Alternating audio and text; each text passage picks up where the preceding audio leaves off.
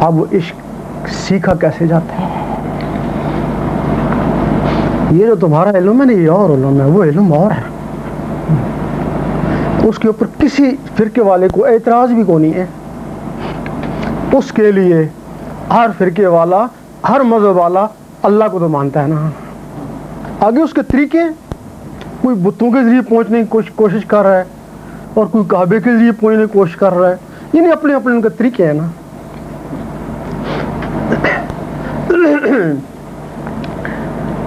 اس کا اصلی نام جو ہے وہ اللہ ہے، 99 نام ہے، 98 صفاتی ہیں، ایک نام اس کا ذاتی ہے، ذاتی نام اس کا اللہ ہے، سریانی میں اللہ ہے،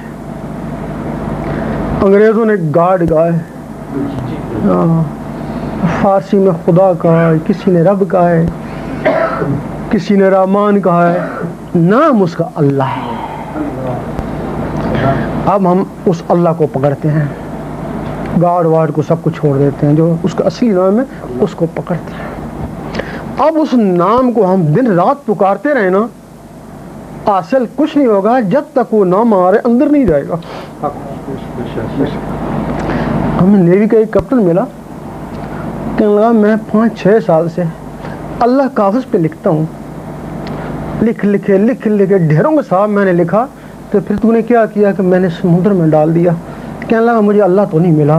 بھائی تو نے سمندر میں ڈالا نا، وہ دل میں ڈالتا اس کو، تو کہنے لگا کیا میں اس کو کھا جاتا؟ اتنے کاغذ کے نہیں کھاتا؟ اس کا طریقہ ہے دل میں اتارنے کا۔ سب سے پہلے نام پوچھا جاتا ہے، پھر اس آدمی کے گھر پہنچا جاتا ہے۔ اب نام ہی نہیں پوچھیں گے تو اس گھر کیسے پہنچیں گے؟ پہلے اللہ کے نام کو اندر بسایا جاتا ہے۔ کیسے بساتے ہیں؟ کاغذ کے اوپر 66 مرتبہ، 66 جس طرح بسم اللہ کو 786 سے نسبت ہے، اسی طرح 66 کو اس میں اللہ سے نسبت ہے۔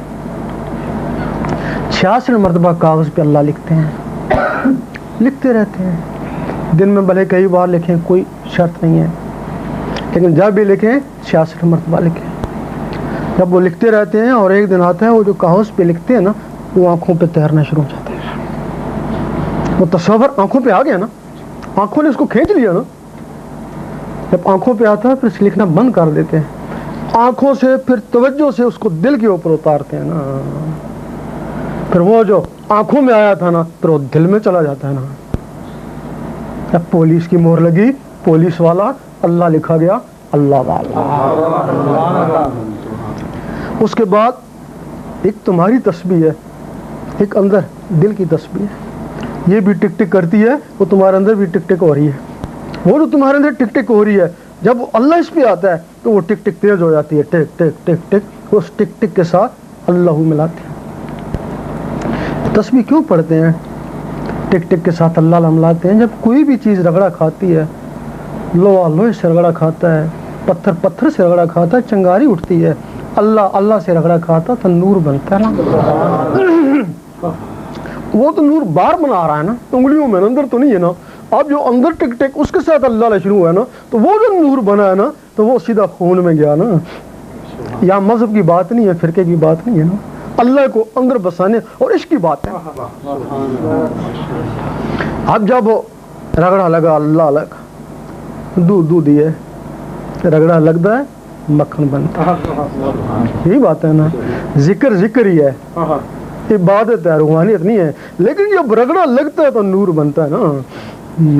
اب وہ نور جو ہے نا اس خون میں چلا جاتا ہے، یہ خون میں نہیں جاتا ہے، وہ جو تمہارے اندر اللہ ہو رہی ہے دل کی دھڑکن کے ساتھ، دھڑکن کا تعلق ہی خون سے ہے نا، وہ نور خون میں چلا جاتا ہے، خون سے ہوتا ہوا نسوں میں چلا جاتا ہے، نسوں سے ہوتا ہوا تمہاری روح تو اندر ہے نا، باہر تو نہیں ہے نا، انگلیوں میں تو نہیں ہے نا، تمہاری نسوں میں نا، نسوں سے ہوتا ہوا وہ نور اللہ اللہ تمہاری روح تک چلا جاتا ہے۔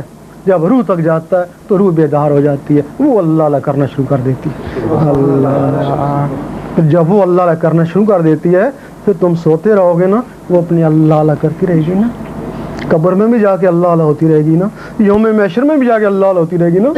جو یہاں اندھے وہ وہاں اندھے.